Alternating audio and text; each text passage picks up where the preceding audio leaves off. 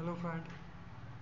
उम्मीद करते हैं आप लोग अच्छे होंगे। जैसा कि आप लोगों को पता होगा, अभी कल या परसों एसएससी सीएचएसएल ने एसएससी सीएचएससी की तरफ से एक ऑफिशियल नोटिफिकेशन आया है जो जिन जिन लोगों ने अपना मेंस दे चुके हैं एसएससी सीएचएसएल 2022 का, जिन लोगों ने अपना मेंस दिया, एग्ज़ाम दिया है मेंस का, तो उन सभी को कैंडिडेट को एक प्रेफरेंस फॉर्म एसएससी की तरफ से डाला गया है, उसे फिल करना है।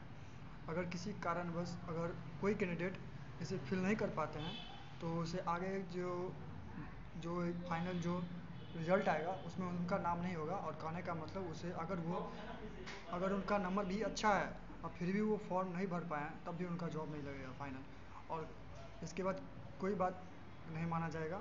तो इसीलिए ध्यानपूर्वक एसएससी ने एक प्रेफरेंस फॉर्म निकाला है सीएचएसएल 2022 के लिए। तो अपना पोस्ट कोड अच्छे से भरना है नंबर के अकॉर्डिंग। अगर किसी को कोई जॉब नहीं है तो सब भर देना है। अगर जिसको जॉब लग चुका है, जिन कैंडिडेट को जॉब हो चुका है, तो उनको उससे अगर अच्छा चाहिए या होम स्टे चाहिए तो वो अपना ले सकते हैं अकॉर्डिंग टू। अब प्लीज़ एक बात का ध्यान रखिएगा, जिन कैंडिडेट का एसएससी सीजीएल ये 2022 में या सीएचएसएल में 2021 में भी अगर अच्छा डिपार्टमेंट मिल गया है या अच्छा कुछ मिल गया है, सीजीएल के थ्रू पीए से भी मिल गया है, तो प्लीज़ इस फॉर्म को नहीं फिल करिएगा, क्योंकि इससे आपका सीटी भी वेस्ट होगा और कुछ नहीं होगा। वैसे भी आप इसका ग्रेड पे भी कम है, थोड़ा 1900 है सॉरी, और पीएसए का तो फिर भी 2400 ग्रेड पे है। और ये आपको होम स्टे तो मिलेगा नहीं, आपको दूर ही जाना पड़ेगा, क्योंकि इसमें मिनिस्ट्री है पूरा एलडीसी, तो आपको दूर ही जाना पड़ेगा। तो हम रिक्वेस्ट कर रहे हैं आप लोगों से, अगर किसी का जॉब लग चुका है तो प्लीज़ फिल आउट मत करिएगा, क्योंकि इससे आप नौकरी कर नहीं पाएंगे। करिएगा तो एक ही करिएगा, वो सीजीएल करिएगा, लेकिन इससे सीट बर्बाद हो जाएगा। और जो कैंडिडेट बॉर्डर पे हैं, एक तो एसएससी ने पूरा वैकेंसी कम कर दिया 1000, जो लोग बॉर्डर पर थे उस लोगों का उम्मीद था, लेकिन अब तो एसएससी ने पूरा 1000 सीट कम कर दिया, 1200 सीट लगभग कम किया, 1200 से ज़्यादा कम कर दिया गया है सीट।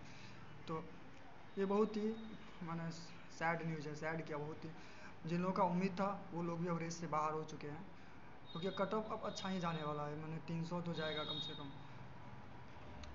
24,000 कैंडिडेट परीक्षा दिए, 24-25 हज़ार परीक्षा दिए हैं कैंडिडेट, तो हो सकता है 50% 60% टैप में पास कर जाए, 70%, लेकिन फिर भी बहुत कैंडिडेट हैं और सीट बस 3200 है, 3200 कुछ अप्रॉक्स है।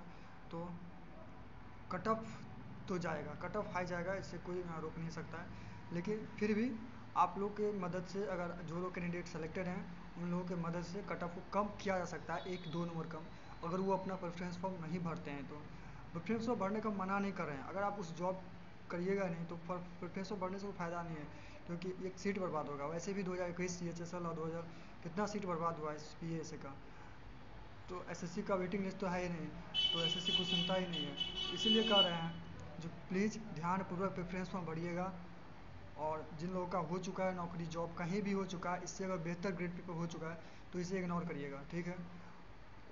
जैसे एनटीपीसी में हुआ होगा किसी का, तो इससे अगर अच्छा ग्रेड पे है तो उसको प्रेफरेंस दीजिए, इसको कम दीजिए अकॉर्डिंग टू मी, लेकिन प्रेफरेंस फॉर्म मत भरिएगा, ठीक है। कम से कम उन बच्चों का बारे में सोचिएगा जो लोग अभी एक नौकरी के लिए दिन रात मेहनत कर रहे हैं, और फिर एसएससी ने एक चाल चल दिया, वैकेंसी कम कर दिया, तो कहीं ना कहीं ये बहुत बुरा बात है।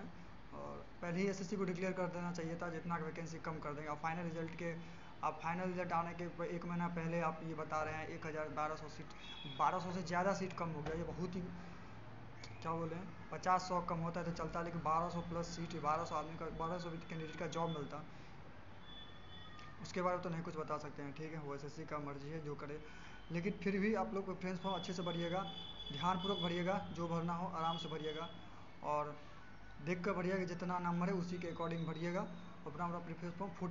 टोटल 52 या 51 शायद पोस्ट है, जिसमें से फीमेल कैंडिडेट के लिए बॉर्डर रोड ऑर्गेनाइजेशन का जो वो अलाउ नहीं है, तो उसमें केवल मेल ही भर सकते हैं, तो वो कोड फीमेल कैंडिडेट नहीं भरिएगा, ठीक है। और बाद बाकी सब भर सकते हैं, कोई दिक्कत नहीं है। अब आपके अकॉर्डिंग, नंबर के अकॉर्डिंग आपका पोस्ट मिल जाएगा। फाइनल जब रिजल्ट आएगा तो आपको अलॉटमेंट कर दिया जाएगा, आपको ये पोस्ट मिला। तो हमें लगता है जब फाइनल रिजल्ट भी लगता है 20 या 25 दिन के अप्रॉक्स हमें आफ्टर आ जाएगा। तो अभी 2-3 दिन का समय दिया है एसएससी ने, तो प्रेफरेंस फॉर्म भर लीजिए, ताकि कोई कैंडिडेट छूट ना जाए, क्योंकि बाद में किसी का नहीं सुना जाएगा, ठीक है।